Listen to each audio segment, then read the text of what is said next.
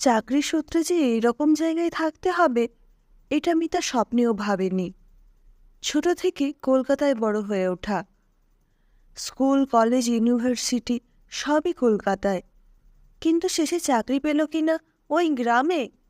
কিন্তু কিছুই করার নেই, কলকাতা থেকে যে রোজ যাতায়াত করবে সে উপায়ও নেই। অগত্যা এটাই মেনে নিতে হবে। জয়েন করবার দুদিন আগেই তাই নিজের প্রয়োজনীয় জিনিসপত্র নিয়ে একটা ছোট্ট বাড়িতে শিফট করল। স্কুল থেকে বাড়িটার দূরত্ব 1 কিলোমিটারের মতো। এইটুকু দূরত্ব এমন কিছু না, হেঁটেই যাতায়াত করা যাবে। যাই হোক, জায়গাটা একটু বেশি নিরিবিলি, চারিদিকে গাছপালায় ভরা। কলকাতায় বড় হয়ে ওঠা মিতার তাই একটু গা ছমছমে অনুভূতি হচ্ছিল, কিন্তু কিছুই করার নেই। সরকারি চাকরি তার ছোটবেলার স্বপ্ন। পরের দিনটা তো মিতার সারাদিন ঘর পরিষ্কার আর গোছানোতেই কেটে গেল। একটা মেয়েকে ঠিক করলো ঘরের কাজ আর রান্নার জন্য। পরের দিন সকালেই মেয়েটি চলে এলো, খুব চটপটে কাজকর্মে। কিছুক্ষণের মধ্যেই সব কাজ হয়ে গেল ওর। মিতা স্কুলে বেরোবার আগে ওকে যত্ন করে সাজিয়ে খেতেও দিয়ে দিল। ওকে সব বুঝিয়ে মিতা স্কুলের জন্য বেরিয়ে পড়ল। প্রথম দিন, তাই একটু আগে যাওয়া উচিত। তারপর কিছুটা হাঁটতেও হবে। স্কুলে পৌঁছতেই হেড স্যার খুবই বিনীতভাবে আপ্যায়ন করলেন ওকে। আরও দুজন টিচার ছিলেন, তারাও খুবই বিনয়ী। মিতার তাই কোনো রকম অসুবিধে হয়নি। হেড স্যার ক্লাসে নিয়ে গিয়ে দেখিয়ে দিলেন। সব মিলিয়ে দিনটা ভালোই কাটল। স্কুল ছুটির পর রাস্তায় আসতে মিতা ভাবছিল সবার আগে বাড়িতে গিয়ে মাকে একটা ফোন করতে হবে, কারণ মা খুবই চিন্তায় আছে। আর বাবা মুখে কিছু না বলেও সমান চিন্তা করে। আকাশটাও কদিন ধরে একটু মেঘলা মেঘলা করছে, মনে হয় বৃষ্টি হবে। একটু ঝোড়ো হাওয়াও চলছে। এমনিতেও এই সময়টায় মাঝে মাঝে বৃষ্টি হয়ও। জুন মাসের মাঝামাঝি তো বর্ষাও নেমে যাবে। ঝড় উঠেছে বলে একটু জোরেই পা চালিয়ে হাঁটতে শুরু করল। কিছুক্ষণের মধ্যেই ঘরে চলে এলো মিতা। কাজের মেয়েটি সঙ্গে সঙ্গে চা আর জলখাবার দিয়ে গেল। মিতার খুব ভালো লাগলো ওর এই আন্তরিকতা। তারপর রাতের খাবার বানিয়ে রেখে মেয়েটি চলে গেল। পরদিন সকাল থেকেই বৃষ্টি শুরু হয়েছে, এক নাগাড়ে পড়ে চলেছে, আর তার সাথে হাওয়াও চলছে। মিতা একটা ছাতা নিয়ে স্কুলের জন্য বেরিয়ে পড়ল। অনেকটা পথ হেঁটে যেতে হবে। স্কুলে যাওয়ার পথে একটা খুব বড় বাউন্ডারি দেওয়া বাড়ি পড়ে। গতকালই সেটাও চোখে পড়েছে। সাবেক আমলের বাড়ি, আর তার সাথে প্রকাণ্ড বাগান। আম, জাম, লিচু, কাঁঠাল সবই আছে। মিতার খুব ভালো লাগে এই ধরনের বাড়ি। ওর বন্ধু অনন্যাদেরও এই রকম বাগান ঘেরা বাড়ি আছে ব্যারাকপুরে। যাই হোক, ও কোনো রকমে স্কুলে পৌঁছে গেছে, এটাই যথেষ্ট। এই বৃষ্টি আজ আর থামবে বলে মনে হচ্ছে না। স্কুল ছুটির পরও তাড়াতাড়ি পা চালিয়ে হাঁটতে শুরু করল।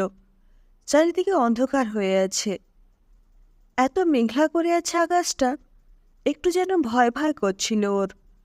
নতুন জায়গা, তার উপর এই রাস্তায় লোকজনও খুব কমই দেখা যায়। হঠাৎই মিতার মনে হলো দূরে যেন কেউ ছাতা মাথায় দিয়ে দাঁড়িয়ে আছে। দূর থেকে দেখে তো বয়স্ক বলেই মনে হচ্ছে, হবে কেউ। এই ভেবে সে সবে এগোতে যাবে, তখনই পেছন থেকে ওকে ডাকলো কেউ। এই যে মা, একটু শুনবে? মিতা পেছন ফিরে দেখল এক বয়স্ক ভদ্রলোক তাকে ডাকছে। ও জিজ্ঞেস করল, কি হয়েছে ওনার? কোনো অসুবিধের মধ্যে পড়েছেন কিনা উনি? অন্ধকারে মুখটা ভালো করে দেখতেও পাচ্ছেন না মিতা ওনার। ভদ্রলোক ওকে বললেন যে এই সামনেই ওনার বাড়ি। ওনার স্ত্রী খুব অসুস্থ, আর উনি একা। তাই রাস্তায় বেরিয়ে কাউকে দেখতে পান যদি, তার সাহায্য নিয়ে স্ত্রীকে ডাক্তারের কাছে নিয়ে যাবেন। সেই জন্যই উনি দাঁড়িয়ে আছেন এখানে। একে তো নতুন জায়গা, কেউ চেনা পরিচিতও না। ও মনে মনে একটু ভাবনায় পড়ে গেল। কে জানে এভাবে অচেনা কোনো মানুষের কথায় যাওয়া উচিত হবে কিনা। হঠাৎই ওকে অবাক করে দিয়ে বয়স্ক ভদ্রলোক বলে উঠলেন, তোমার কোনো ক্ষতি হবে না মা, তুমি নিশ্চিন্তে যেতে পারো। না। এরপর আর কেন জানি না মিতার মনে হলো অবিশ্বাস করা যায় না। সে ভদ্রলোকের পেছন পেছন চলতে শুরু করলো। কিন্তু এটা তো ওই সাবেক আমলের বাড়িটা, যেটা মিতা আজ সকালেই লক্ষ্য করেছিল। ভদ্রলোক বিশাল গেট খুলে ভেতরে ঢুকলেন, আর পেছনে মিতাও কেমন যেন সম্মোহিতের মতো ওনাকে অনুসরণ করছিল। বাগান পেরিয়ে ঘরের মুখে দরজার সামনে এসে দাঁড়ালো ওরা। ঘরের দরজা হালকা ঠেলতেই খুলে গেল। মিতাও ঘরের ভেতরে ঢুকল। কেমন যেন ভ্যাপসা গন্ধ ওর নাকে এলো। অনেক দিন ব্যবহার না হলে যেরকম মনে হয়। ভদ্রলোক সামনের সিঁড়ি দিয়ে ওপরে উঠতে লাগলেন। মিতাও উঠতে লাগলো ওনার পেছনে। সিঁড়ি দিয়ে উঠে সামনেই একটা ঘরের ভেতর ঢুকলো ওরা। পুরোনো দিনের বিশাল খাট পাতা আছে ঘরের ভেতর। মিতা দেখল খাটে এক শীর্ণকায়া বয়স্ক মহিলা শুয়ে আছেন। এই ঘরে ঢুকেও মিতার নাকে সেই রকমই ভ্যাপসা গন্ধ নাকে এলো। ও এগিয়ে এসে ভদ্রমহিলাকে কি হয়েছে জিজ্ঞেস করতে ভদ্রমহিলা ওর থেকে একটু জল খেতে চাইলেন। মিতা পেছন দিকে ফিরে ভদ্রলোককে জিজ্ঞেস করতে যাচ্ছিল যে জল কোথায় রাখা আছে। কিন্তু এ কি, ঘরের ভেতর তো নেই ভদ্রলোক। তখন সে ভদ্রমহিলাকে সবে বলতে যাবে যে জল এনে দিচ্ছে সে নিচের তলা থেকে, কিন্তু সামনের খাটের ওপর তো কেউ নেই। মিতার হঠাৎ ঘরের ভেতর নজর পড়ে। পুরো ঘর অন্ধকার ঘুটঘুটে, কোথাও কেউ নেই।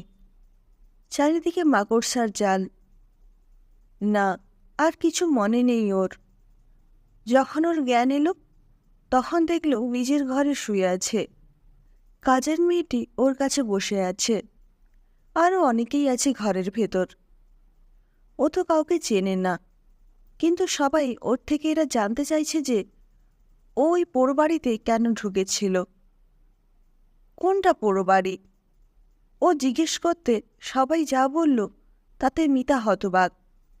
মিতা স্কুলের ছুটির পরও আসছিল না দেখে কাজের মেয়েটি একটু এগিয়ে এসেছিল ওকে খোঁজার জন্য। কিন্তু এরপরও স্কুলে যাওয়ার রাস্তা ধরে এগিয়ে গিয়ে দেখেছে যে পোড়ো বাড়িটার গেটটা খোলা ছিল। আর তাইও সন্দেহের বশে ভেতরে গিয়ে দেখেছে যে মিতা ওখানে অজ্ঞান হয়ে পড়ে আছে। কাজের মেয়েটি মিতাকে বলল যে ওই বাড়িতে নাকি দুই বুড়ো বুড়ি থাকত অনেক দিন আগে। ওদের একমাত্র ছেলে বিদেশে থাকত। প্রথম প্রথম খোঁজ খবর নিলেও বিয়ের পর নাকি আর খবর নিত না। বুড়ি অসুস্থই থাকত বেশিরভাগ সময় ছেলের জন্য। এক বৃষ্টির রাতে বুড়ি খুব অসুস্থ হয়ে পড়লে বুড়ো নাকি ডাক্তারের কাছে যেতে গিয়ে অ্যাক্সিডেন্টে মারা যান। আর তারপর বুড়িও ওই ঘরের ভেতরেই মারা গেছিল। অনেক দিন পর ঘর থেকে পচা গন্ধ পেয়ে সবাই গিয়ে দেখেছে যে বুড়ি আর নেই। ওদের ছেলেকে খবর দেওয়া সত্ত্বেও সে আসেনি ওদের শ্রাদ্ধ শান্তি করবার জন্য। গ্রামের লোকও আর এ ব্যাপারে কিছু করেনি। তাই এবার মিতা বুঝতে পারল আসল ঘটনা। ওদের আত্মার শান্তি হয়নি, আর এটাই ওরা মিতাকে বোঝাতে চেয়েছেন। স্কুলে দুদিন ছুটিতে মিতা সবার আগে ওনাদের আত্মার শান্তির জন্য পুজোর আয়োজন করল। তবে মিতা এটা আজও বুঝতে পারেনি যে ওনারা ওকেই কেন এটা জানাতে চেয়েছিল।